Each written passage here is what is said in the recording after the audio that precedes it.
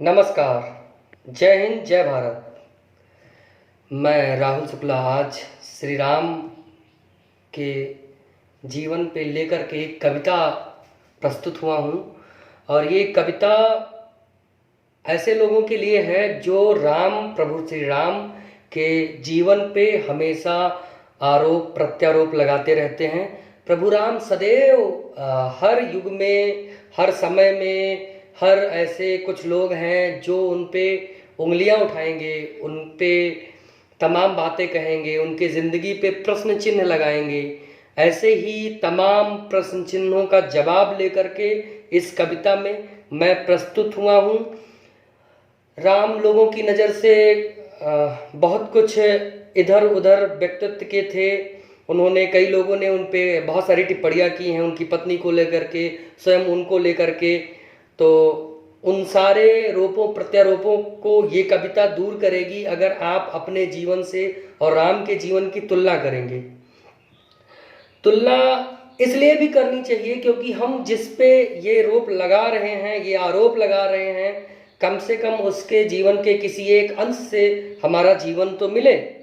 तो ऐसे ही है हमारे भगवान श्री राम, प्रभु श्री राम। मेरी नज़र से तो राम के पूरे जीवन में लेस मात्र तक का कोई दोष नहीं है। कभी कोई दोष था ही नहीं उनके जीवन में। अब ये लोगों की अज्ञानता है कि राम के बारे में नहीं जानते हैं, इसलिए ऐसी बातें करते हैं। और मैं उनसे क्या कहूँ, इस कविता में मैंने सिर्फ और सिर्फ सत्य बोला है। और सत्य, रही बात सत्य की, तो सत्य सदैव कड़वा होता है। जिनको कड़वा लगे उनसे मैं क्षमा चाहता हूँ। और एक बात मैं और क्लियर कर दूं कि यहाँ पे मैंने तुम या लोगों का इस्तेमाल किया है। इसमें पूरा समूह नहीं आता है, इसमें बस कुछ लोग आते हैं। और जो लोग उसमें आते हैं वो अपने ऊपर लें, और जो लोग नहीं आते हैं वो अपने ऊपर ना लें। तो इसमें मैंने पूरे मानव समाज की बात नहीं कही है, लेकिन हाँ कुछ लोग हैं। तो मैं शुरू करता हूँ सीधा कविता कि प्रभु श्री राम, जय श्री राम, कि राम पे प्रश्न चिन्ह। एक बात और मैं क्लियर कर दूं कि ये कविता है या नहीं है ये मुझे नहीं पता, बस ये मेरा भाव जरूर है।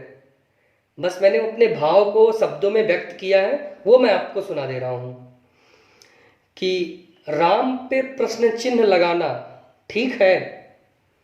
राम पे प्रश्न चिन्ह लगाना ठीक है। ये जहां ठीक है आएगा वहां आप क्वेश्चन मार्क समझिएगा। तो राम पे प्रश्न चिन्ह लगाना ठीक है। नर में जो उत्तम हो, नर में जो उत्तम हो उस पे उंगली उठाना ठीक है, उस पे उंगली उठाना ठीक है। राम पे प्रश्न चिन्ह लगाना ठीक है।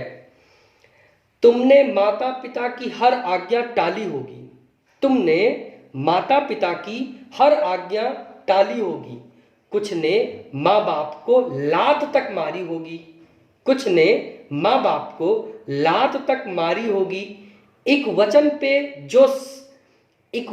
जो साम्राज्य छोड़ दे, एक वचन पे जो साम्राज्य छोड़ दे, 14 वर्ष वनवास काट दे, 14 वर्ष वनवास काट दे। उस महातपस्वी पे आरोप लगाना ठीक है। राम पे प्रश्न चिन्ह लगाना ठीक है। राम पे प्रश्न चिन्ह लगाना ठीक है। जातिवाद समाप्त किया। पहले ऐसे व्यक्ति जिन्होंने जातिवाद समाप्त किया, जातिवाद समाप्त किया, निषाद केवट इत्यादि को गले लगा सम्मान दिया। निषाद केवट इत्यादि को गले लगा सम्मान दिया। तुम आज भी जाति पे लड़ते हो, तुम आज भी जाति पे लड़ते हो, जाति के लिए मरते और मारते हो, जाति के लिए मरते और मारते हो। उस सहज स्वभाव सरल व्यक्तित्व को, उस सहज स्वभाव सरल व्यक्तित्व को गलत बताना ठीक है। उस सहज स्वभाव सरल व्यक्तित्व को गलत बताना ठीक है। राम पे प्रश्न चिन्ह लगाना ठीक है। ज्ञानियों में वो श्रेष्ठ हैं, ज्ञानियों में है श्रेष्ठ, सुनो, ज्ञानियों में वह श्रेष्ठ हैं, वीरों में है वो परम वीर। ज्ञानियों में वो है श्रेष्ठ, सुनो, वीरों में है वो परम वीर, पर सबको श्रेष्ठ बताते हैं, पर सबको श्रेष्ठ बताते हैं, वो सबको वीर बुलाते हैं, पर सबको श्रेष्ठ बताते हैं, वो सबको वीर बुलाते हैं। कुछ तो कुछ भी ना कर पाए, ये आम मानव की बात हो रही है, कुछ तो कुछ भी ना कर पाए, वह खुद को श्रेष्ठ बताते हैं। कुछ तो कुछ भी ना कर पाए, वह खुद को श्रेष्ठ बताते हैं। आप देखिए ना, ऐसे लंपट भी भगवान श्री राम पे उंगली उठाते हैं जिन्होंने अपने जीवन में आज तक कोई मतलब ऐसा कृत्य नहीं किया होगा जिससे समाज को, लोगों को, या यहाँ तक कि मतलब उनके घर में ही उनके कामों से कोई लाभ नहीं मिला होगा, लेकिन वो भी भगवान श्री राम पे उंगली जरूर उठाएंगे। तो उन्हीं पे है कि ज्ञानियों में वो है श्रेष्ठ, सुनो, वीरों में है वो परम वीर, पर सबको श्रेष्ठ बताते हैं, वो सबको वीर बुलाते हैं। कुछ तो कुछ भी ना कर पाए, वह खुद को श्रेष्ठ बताते हैं। तुम सोचो उस धर्मवान का, तुम सोचो उस धर्मवान का उपहास उड़ाना ठीक है। तुम सोचो उस धर्मवान का उपहास उड़ाना ठीक है। राम पे प्रश्न चिन्ह लगाना ठीक है, राम पे प्रश्न चिन्ह लगाना ठीक है। और भी एक ऐसे पुरुष, एक ऐसे मर्यादित पुरुष जिन्होंने बहुविवाह न करके सिर्फ एक विवाह किया, पत्नी से प्रेम किए सदा, पत्नी से प्रेम किए सदा, वह एक विवाह पे जिए सदा। पत्नी से प्रेम किए सदा, वह एक विवाह पे जिए सदा। यहाँ तो मतलब आजकल कोई दुर्घटना हो जाती है, 2-4 साल का बालक भी होता है, तब भी वो शादी कर लेते हैं। और उन्होंने अपना पूरा जीवन राजा होते हुए भी पत्नी के बिना ही काटा है। तो पत्नी से प्रेम किए सदा, वह एक विवाह पे जिए सदा। चाहते तो वह शादी करते, जीवन का सुख वैभव लेते। चाहते तो वह शादी करते, जीवन का सुख वैभव लेते। पर पीढ़ी क्या सीखेगी, यह चिंता उनको रही सदा। पर पीढ़ी क्या सीखेगी, यह चिंता उनको रही सदा। तुम खुद को लो, अब आपकी बात है कि तुम खुद को लो। और ये बहुत परफेक्ट है, ये मतलब इस पे मैं 100% ये कह सकता हूं कि 98% लोग ऐसे होंगे। तुम खुद को लो, शादी से पहले तेरे संबंध रहे, शादी से पहले तेरे संबंध रहे। एक ही नहीं बहुतों से रहे, एक ही नहीं बहुतों से रहे। शादी के बाद न सुधरे तुम, शादी के बाद न सुधरे कुछ, शादी के बाद न सुधरे कुछ। वह दुष्ट सदा वैसे ही रहे, वह दुष्ट सदा वैसे ही रहे। क्या क्या ना अपकर्म किया तुमने, क्या क्या ना अपकर्म किया तुमने। बताऊं क्या स्वयं सब जानते हो, बताऊं क्या स्वयं सब जानते हो।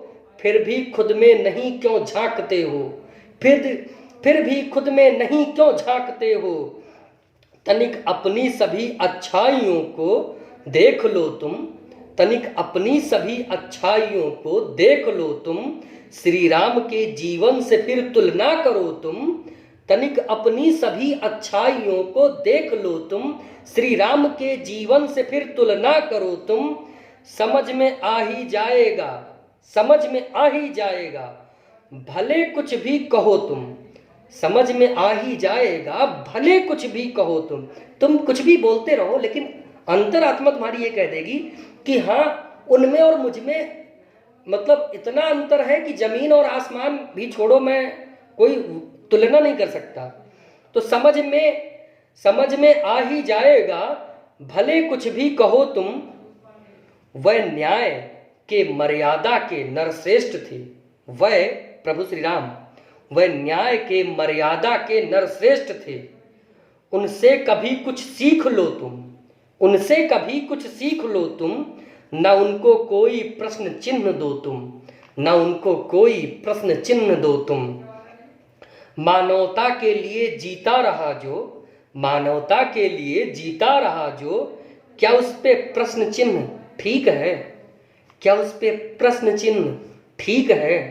राम पे प्रश्न चिन्ह लगाना ठीक है?